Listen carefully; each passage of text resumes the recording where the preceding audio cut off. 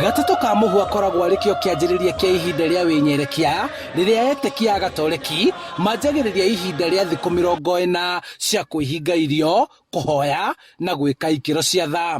Nĩguo etĩkia othe a kanitha wa Kikristiano wambagĩrĩria matukũ 40 ma kwĩhinga, tũkĩririkana ta ũrĩa Kristo athire werũ-inĩ matukũ 40 na nigetha eharĩrie kwĩharĩria kũrĩa kwarĩ kwa kũhonokia kĩrĩndĩ gĩa thĩ.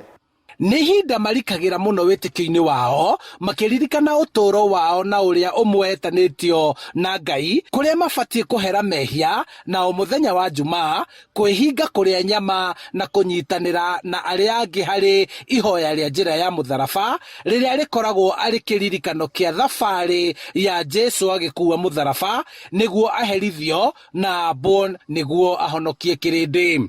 Nĩ tũkuona atĩ mĩthenya yothe ya Friday tũkoragwo tũkĩgomana makanitha-inĩ maitũ nĩ tondũ wa ihoya rĩa njĩra ya mũtharaba. Nĩ tũkĩũrio ihinda-inĩ rĩrĩ tũkorwo tũrĩ andũ megũkorwo magĩthuthuria mũtũrĩre wao na nĩgetha tũtuĩke andũ a kũgarũrũka thĩinĩ wa mĩtũrĩre itũ, tũgĩtũra ũtũũro ũrĩa ũgucagia ũtheru na nĩgetha tũtuĩke atheru o ta ũrĩa Kristo aratũũria tũtuĩke atheru o ta ithe wake wa matu-inĩ. Nĩ ihinda rĩrĩa tũkĩmwĩhokera ũhotani mũnene matukũ macio mothe na mũndũ ahoere ũrĩa ũngĩ. Kanitha-inĩ wa St. Anne Mũthũre Kabete, etĩkia makĩroka gũkũngũĩra igongona rĩa mitha na kwanjĩrĩria ihinda rĩrĩ na kũhakwo mũhuthithi. Magerio ma Yesu rĩrĩa arĩ werũ-inĩ thikũ 40 nĩ kwambĩrĩria ihinda rĩa kwĩcokera na kwĩyũria nĩ atĩa twagĩrĩirwo gũkorwo tũgĩthiĩ na mbere thĩinĩ wa Kristo witũ.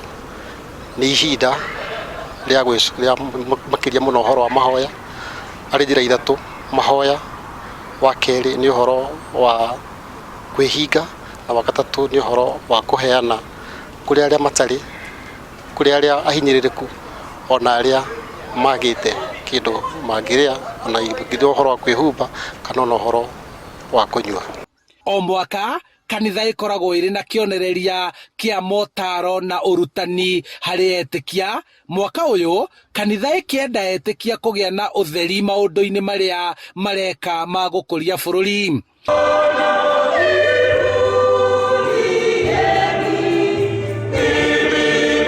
Handũ-inĩ ha Inooro TV kuma Kabete kaũntĩ-inĩ ya Kiambu, njĩtagwo Charles Gĩkunga wa Kariũki.